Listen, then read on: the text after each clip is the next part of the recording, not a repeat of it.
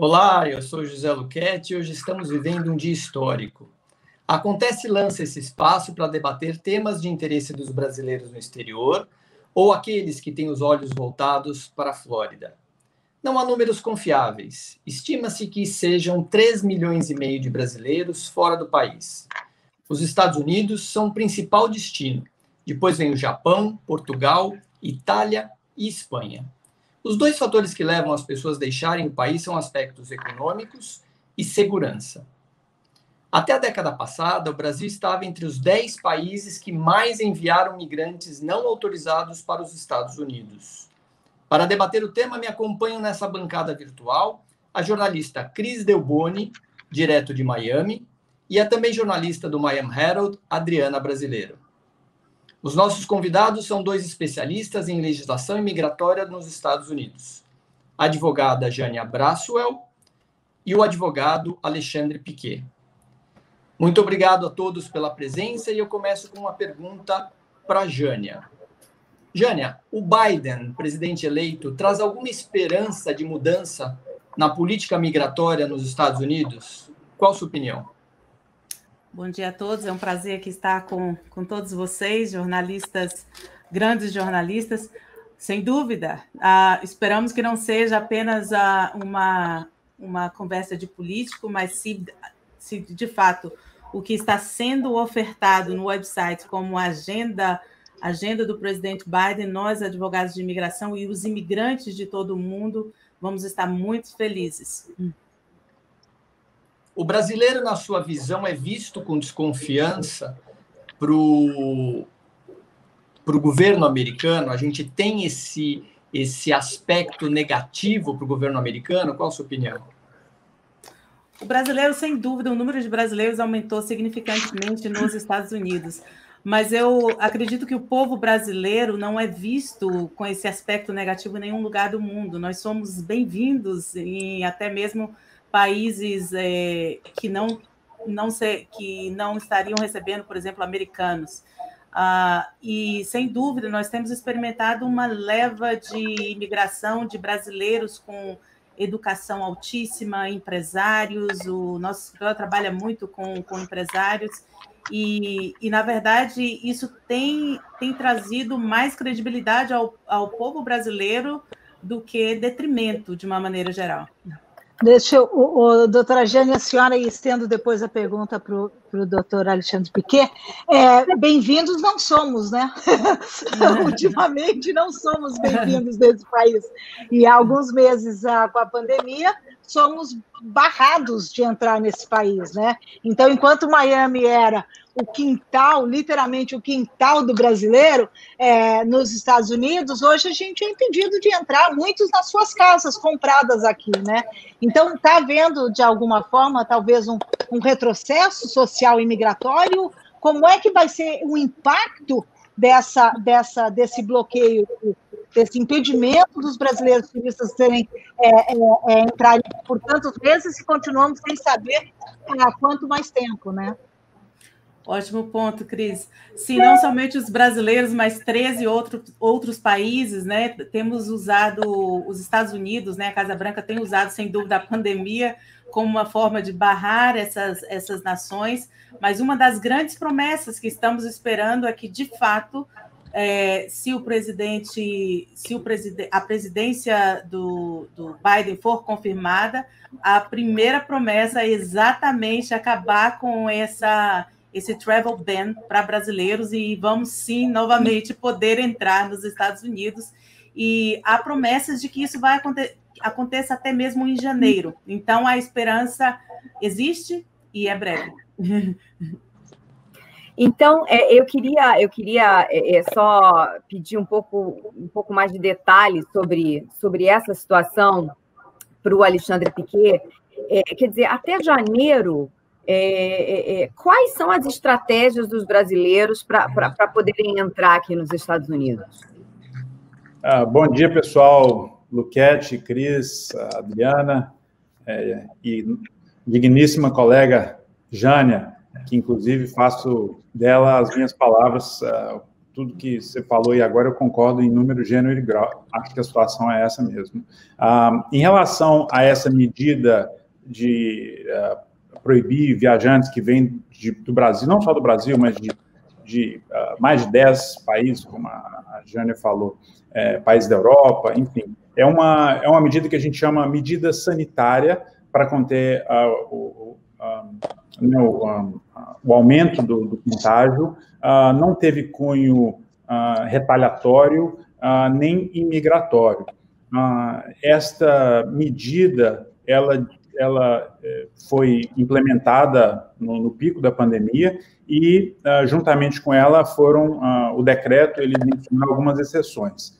As exceções são parentesco direto com residentes permanentes ou cidadãos americanos, então, cônjuges, irmãos, filhos, pais, ou 3 situações específicas onde o requerente pode se dirigir ao consulado, posto consular fora dos Estados Unidos, no seu país, que são tratamento médico de urgência, funeral ou reunião de interesse nacional. Uma reunião, por exemplo, com o chefe de Estado aqui, ou com algum governante, sobre algum assunto que não seja simplesmente uma empreitada privada. Isto tem realmente desmantelou aí todo o sistema normal dos brasileiros de virem passar férias, mas é temporário e a gente também está otimista de que isso deve terminar em breve. Alexandre, a gente tem tido... Desculpa, Cris. Alexandre, a gente tem tido medidas alternativas. Então, a gente tem visto brasileiros fazerem quarentena em países de fronteiras abertas para ambos os países e conseguirem entrar nos Estados Unidos.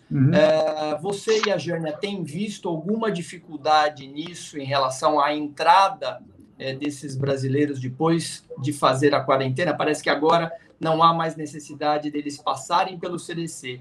Eles entram mesmo via imigração, se a documentação estiver correta, eles conseguem entrar nos Estados Unidos. Isso está acontecendo regularmente, pelo que vocês estão avaliando, ou não? Existe algum tipo de restrição que é imposta mesmo para aqueles que seguem essa quarentena em países com fronteiras abertas para ambas as nações? Quer falar, Jana? Posso falar, sem dúvida.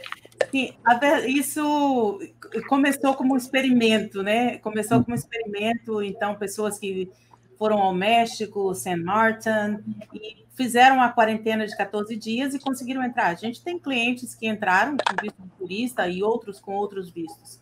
Mas existe, principalmente se estiver vindo do Canadá, e você alegar na fronteira que você está vindo apenas para fins de turismo, você vai encontrar dificuldades, sobretudo se for uma fronteira terrestre.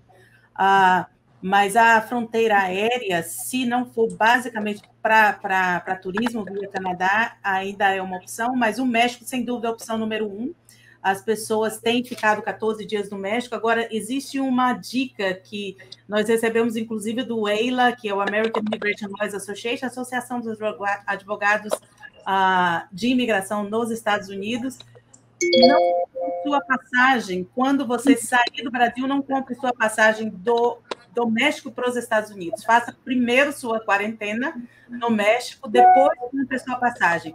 Porque, sobretudo, aqueles clientes que tinham ESTA, o ESTA é aquela autorização de viagem temporária para quem tem um passaporte europeu, e outros passaportes, não somente europeus.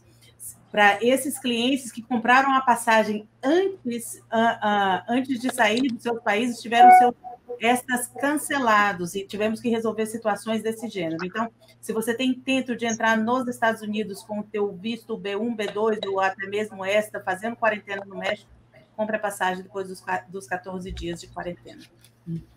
E acrescentando também o fato de que quando o viajante, né, ele, na hora de embarcar no país onde ele estiver fazendo a quarentena, o oficial, eles comunicam com o oficial do CBP, do Customs and Border Protection, aqui nos Estados Unidos, e já naquele momento dão um ok para aquele viajante, antes de embarcar, ser aprovada a entrada aqui nos Estados Unidos. Por isso que também, nesta entrada aérea, o índice de problemas é menor, porque eles não gostariam de ter um mundo de gente chegando e, de repente, não pode entrar, e aí tem que colocar essas pessoas nos aviões de volta.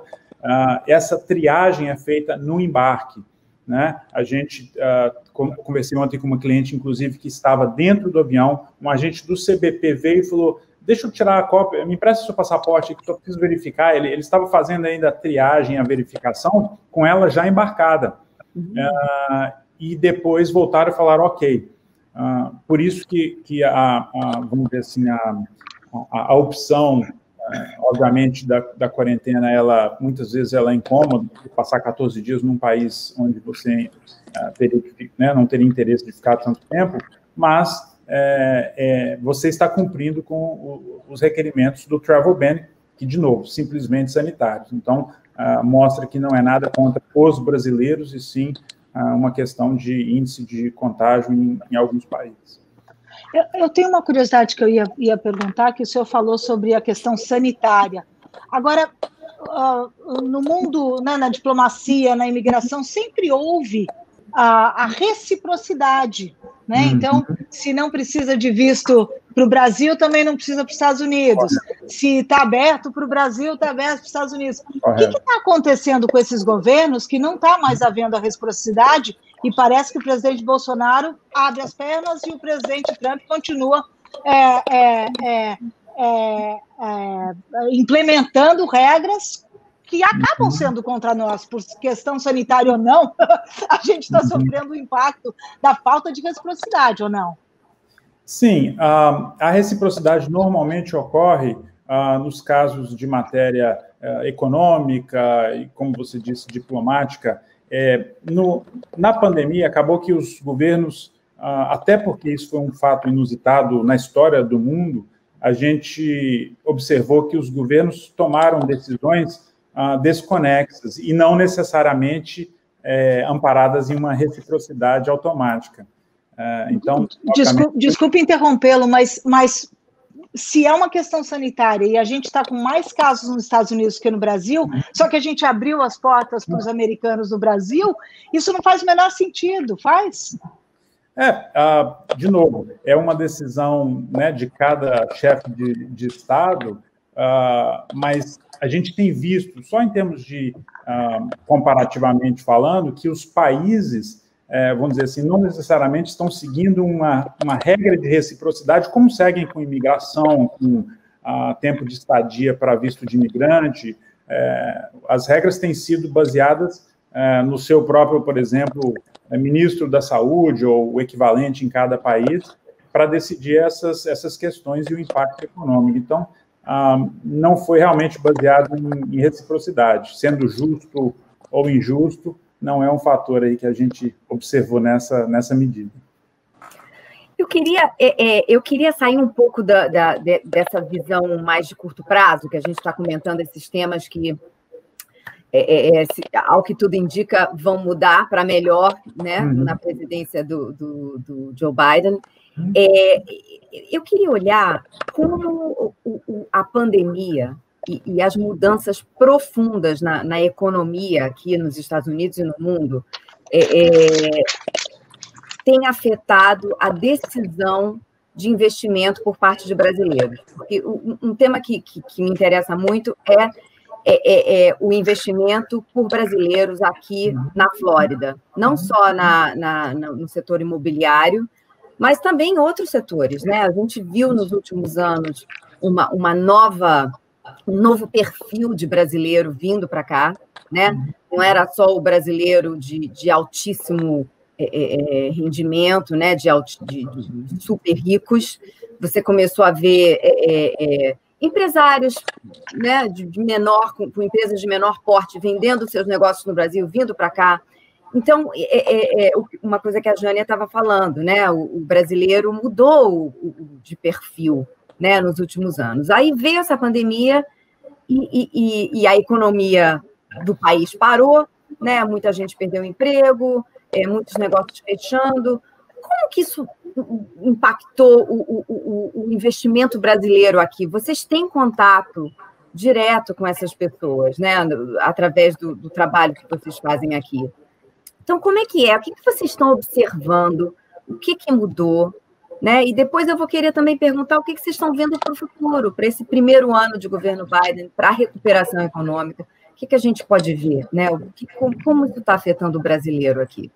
Complementando a pergunta da Adriana, queria que vocês abordassem também se o impacto do câmbio afetou nisso, porque o impacto do câmbio foi bem significativo e deve continuar sendo. Ladies first. Obrigada, Alexandre. Bem, ótimo. Sem dúvida, eu acho que essa esperança a curto prazo ela existe da reabertura das fronteiras. Eu concordo que faltou reciprocidade, mas, Cris, parece que você pediu, só voltando um pouquinho. Tem uma portaria que saiu agora, dia 12, o presidente Bolsonaro fechou as suas fronteiras para os estrangeiros. Então, veja só, agora tem reciprocidade, mas no sentido negativo, né? Sem dúvida. Mas, bem, eu li as propostas de governo de imigração, tanto do presidente Trump quanto do ex-vice-presidente Biden, e sem dúvida, o que eu vejo aqui do presidente Biden a longo prazo é algo muito bom. E tocando no assunto dos investidores, Adriana, é impressionante porque ontem mesmo eu estava conversando, tanto eu quanto a minha sócia, também a Adriana, sobre isso com um cliente em potencial que tem quase 10 milhões de dólares investidos em apartamentos de férias nos Estados Unidos, obras de artes, e ele não está podendo vir para os Estados Unidos, né? Então, ele perdeu essa liberdade de ir e vir. Então, por que ele nos buscou? Porque ele queria, Jane, eu quero um jeito de ter essa liberdade de entrar e sair dos Estados Unidos, mas eu não quero um green card, que seria a residência permanente, nem cidadania, porque é uma pessoa com muitos bens no exterior e não queria estar sujeita a essa questão da tributação, esse planejamento tributário. Então, tem pessoas, sim, nos procurando, querendo sair do visto de turista e ter algo que dê mais liberdade. Já outros têm, de fato, freado ou pelo menos adiado essa decisão de fazer um investimento de milhões de dólares aqui nos Estados Unidos devido a essa incerteza, essa insegurança. Eu tenho muito contatos com os corretores, que são pessoas que sempre nos enviam muitos clientes, e uma dos testemunhos que eu tenho ouvido é que o mercado interno imobiliário tem crescido significantemente, sobretudo em busca de as pessoas que têm buscado casas, né, nas regiões de Pinecrest, Miami, Coral Gables, por causa dessa pandemia. Eu acredito que com a confirmação da presidência do Joe Biden, sem dúvida,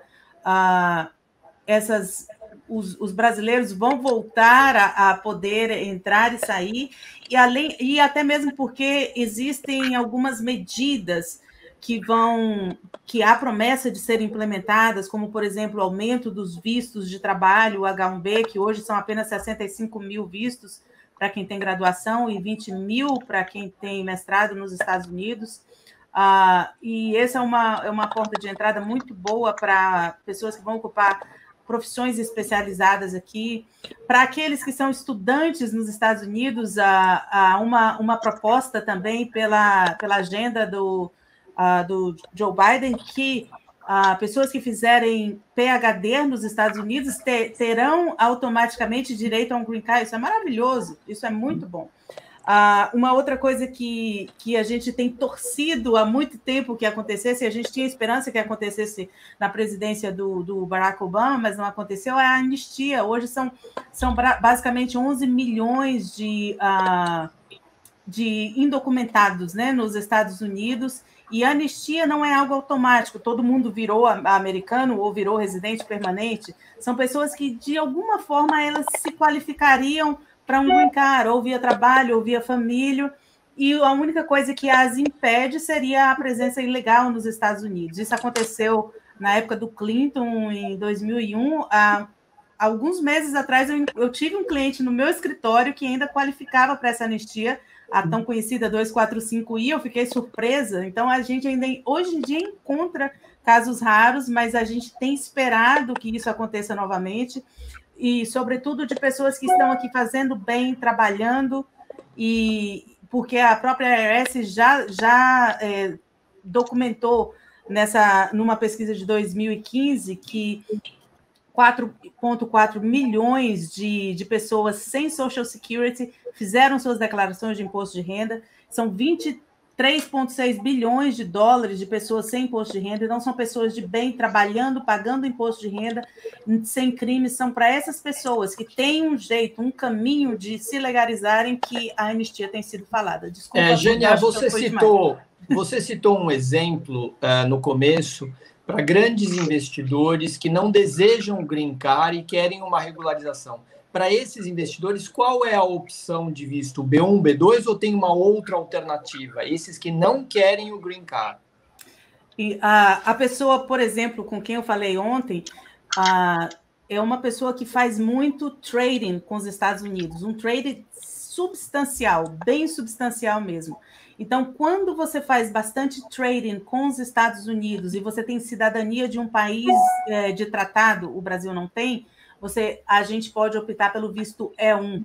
Foi o que nós conversamos ontem, o visto E1. Mas existem outras opções e mesmo que você não faça trading, vários brasileiros têm aí uma cidadania dupla que qualificaria como Argentina, italiana, Espanha, França, seria o E2, né?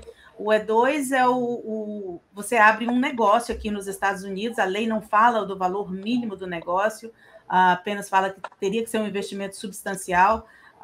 Os advogados variam em relação a recomendações, mas normalmente a maioria recomenda entre 100 a 150 mil dólares de investimento, dependendo do tipo de negócio que você vai investir. Você monta um negócio para fomentar a economia dos Estados Unidos, gera emprego, um negócio que seja suficiente para sair do que a gente chama de marginalidade, ou seja, gerar lucro, né? Gerar lucro, prova a origem do dinheiro, uma origem lícita, um caminho lícito, e esse é um caminho de obter um visto de trabalho. Essa pessoa vai tocar esse negócio aqui, pode ficar indo e voltando com liberdade. Legal. Se o Alexandre Piquet pudesse comentar, então, um pouquinho sobre a questão do câmbio, porque eu acho que isso é, sem dúvida, um problema para qualquer brasileiro que esteja pensando em vir para cá, tanto o grande empresário quanto aquele que, de repente, planeja obter um visto de estudante, né, para depois mudar de status. Como é que isso está afetando o Piquet? Sim, eu concordo com essa visão aí do investidor que vem, por exemplo, investir em imóveis. Obviamente, o investimento ele fica prejudicado. Porém, a gente também tem a outra visão. Uma parte da nossa prática no escritório é imigração. 1/3 do escritório, eu comecei com isso há 20 anos atrás. Mas os outros 2/3 a gente também faz o direito imobiliário, quer dizer, somos title company, fazemos transações, escriturações, compra e venda. Então, a gente tem visto muito movimento de refinanciamento dessas propriedades para, então, tirar um cashback, que a gente chama, né, um valor em dólar da propriedade e, com isso, então, deixar uma reserva aqui para bancar os próprios custos da propriedade ou até mesmo devolver isso, remeter isso para o Brasil com um dólar, uma cotação favorável, né, vezes 5,5, e aí isso ser revertido para outros investimentos no Brasil. A gente tem visto bastante esse movimento. Não tanto realmente o cliente, aquele brasileiro que vinha com dólar a 1,5 para comprar casa de férias, ou investir em casas de férias para, de repente, alugar, mas o outro, vamos dizer assim, o terceiro componente da nossa prática é o direito que a gente pratica empresarial, e isso envolve a abertura de empresas operacionais, tanto domésticas quanto offshores, para quem quer fazer negócio nos Estados Unidos. E isso tem tido um aumento, uma crescente, porque quando o dólar sobe, afugenta de repente o cara que vem comprar um apartamento de férias. Mas ele quer exportar o produto dele ou o serviço dele para os Estados Unidos, com a moeda forte.